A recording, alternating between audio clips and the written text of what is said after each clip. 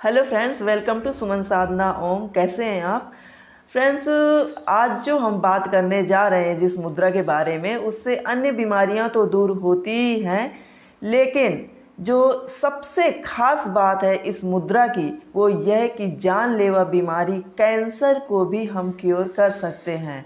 तो फ्रेंड्स, अगर आप मेरे चैनल में नए हैं तो सब्सक्राइब करें, बेल आइकन को प्रेस करें, ताकि जब भी मैं हेल्थ और स्वास्थ्य से रिलेटेड वीडियो अपलोड करूं तो वो सबसे पहले आपको मिले। तो चलो शुरू करते हैं। तो फ्रेंड्स, आपने सुना होगा कि जो हमारा शंख है, जो हम पूजा में इस्तेमाल करते हैं, शंख बजाते हैं हम पूजा में, तो जन्म से लेकर मृत्यु तक हम उसका प्रयोग करते हैं।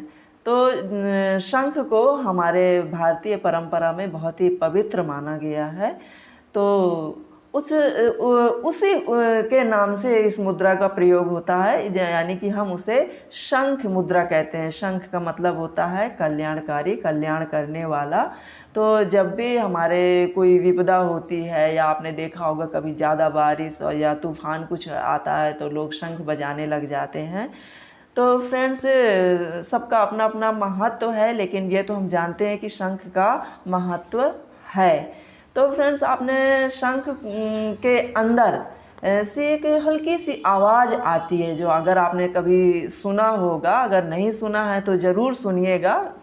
शंख को कान में लगा करके, तो उसके अंदर से कुछ आवाज़ आती है। तो कुछ लोग अपने अपने हिसाब से, अपने अपनी आस्था के अनुसार लोग बोलते हैं कि उस शंख से यह आवाज़ आती है। जैसे कि कोई बोलते हैं कि उसमें राम राम की आवाज़ आती है, तो कोई बोलते हैं कि उसमें ओम की आवाज़ आती है। तो फ्रेंड्स, मैं एक एग्जांपल आपको दे रही हूँ कि जैसे मान लो एक पेड़ पे एक चिड़िया बैठी हुई थी, और किसी ने सुना उसकी आवाज़, तो उन्होंने बोला कि ये अपने अपने उससे आस्था से, अपनी अपनी सोच के अनुसार बोला कि चिड़िया यह बोल रही है। तो जैसे कि एक सब्जी वाले थे, सब्जी बेचने वाले भैया थे, तो उन्होंने बोला कि चिड़िया बोल रही है धनिया मिर्ची अदरक।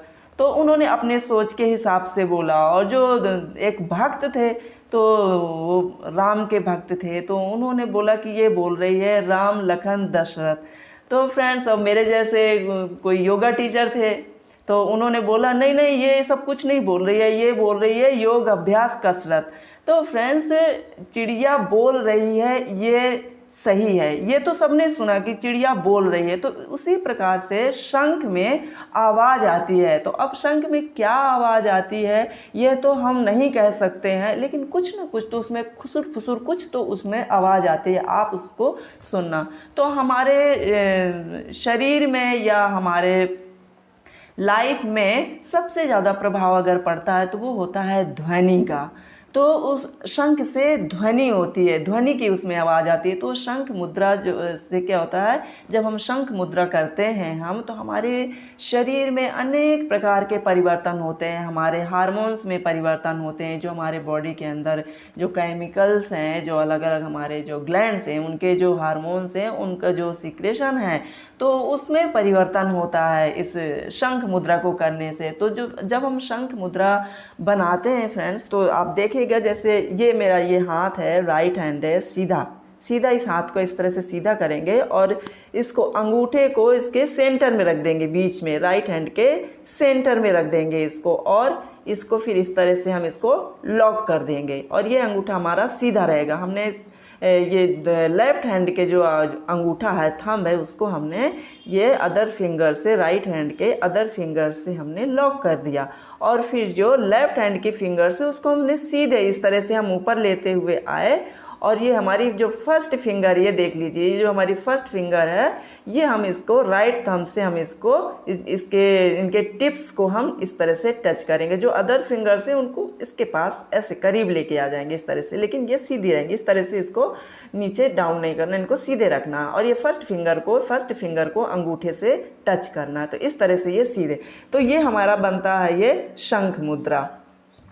इस शंख मुद्रा को हम इस तरह से बना करके और अपने कहाँ ये सेंटर में, हार्ट के पास इसको सेंटर में लगा करके मेडिटेशन पोजीशन में बैठेंगे। चाहे तो आप घुटनों के बल बैठ सकते हैं या सिंपल क्रॉस लेग पोस्चर में बैठ सकते हैं, जिसे हम सुखासन कहते हैं, या किसी भी मुद्रा में। अगर आप नॉर्मल आप मुद्रा में नहीं बैठ सकते हैं, आपके पास टाइम नहीं है इस तरह से बैठने का, आप कहीं ऑफिस में बैठे हैं या सोफे में बैठ करके आप टीवी देख रहे हैं, तो आप इसको इस मुद्रा को आप हार्ट के पास सेंटर में रखिए और आपके पैर किसी भी पोजीशन पे आप उस पर बैठ सकते हैं। अगर आपके पास टाइम है तो आप सिंपल क्रॉस लेग पोस्चर में बैठेंगे या फिर आप घुटने के बल, जिसे हम वज्रासन बोलते हैं, तो आप उस मुद्रा में आप बैठ सकते हैं। तो फ्रेंड्स, इस मुद्रा को करने से क्या बेनिफिट्स हैं? सबसे पहले तो क्या है कि ये हमारे टॉन्सिल्स को क्योर करता है, हमारी आवाज़ को शुद्ध करता है। मान लो कोई हकलाता है या कोई रुक रुक करके बोलता है,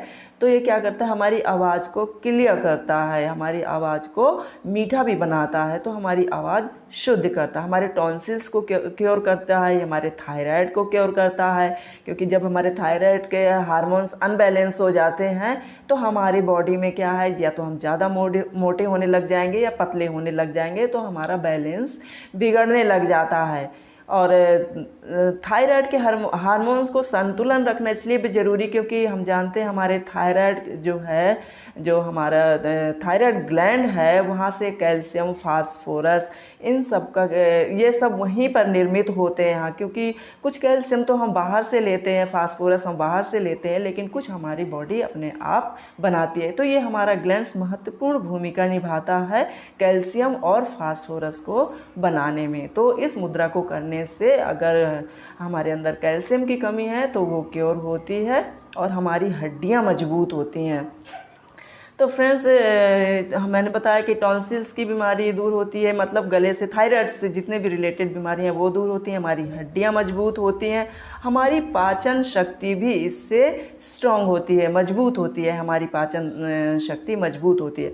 फ्रेंड्स, ये जो अंगूठा है मैंने बताया, तो ये अंगूठे के नीचे का जो ये हिस्सा है, ये हिस्सा, तो ये हमारा क्या है कि अगर रेड है, ये हिस्सा हमारा रेड है, स्ट्रॉन्ग है, मजबूत है, और हम इसको जब इस तरह से प्रेस करते हैं इसको और हमें दर्द नहीं होता है, दैट मीन्स कि हम स्वस्थ हैं। अगर हम यहाँ पे इसको दबाते हैं और हमारे यहाँ पे दबाने से हमारे यहीं पर अगर दर्द नहीं होता, तो इसका मतलब कि हम स्वस्थ हैं, हमारी बीमारी में कोई बड़ी प्रॉब्लम नहीं है। छोटी मोटी बीमारियां तो होती रहती हैं, लेकिन कोई मेजर प्रॉब्लम नहीं है शरीर में।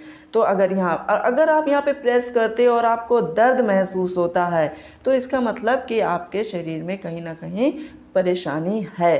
तो ये हिस्सा एकदम वाइट नहीं होना चाहिए, थोड़ा रेडिश होना चाहिए, थोड़ा स्ट्रॉन्ग होना चाहिए। ये शुक्र है। अगर आपका शुक्र मजबूत है तो आप के जो स्वास्थ्य है वो ठीक है। तो ये देखो, ये अंगूठा है, ये जो हमारा अंगूठा है, तो ये जो इसका पीछे का हिस्सा है, ये इसको आप एक्यूप्रेशर के हिसाब से, ये बैकबोन, इसको बैकबोन कहा गया है, बैकबोन का हिस्सा मानते हैं। एक्यूप्रेशर के हिसाब से उनके पॉइंट्स जो हैं यहाँ से रिलेटेड हैं।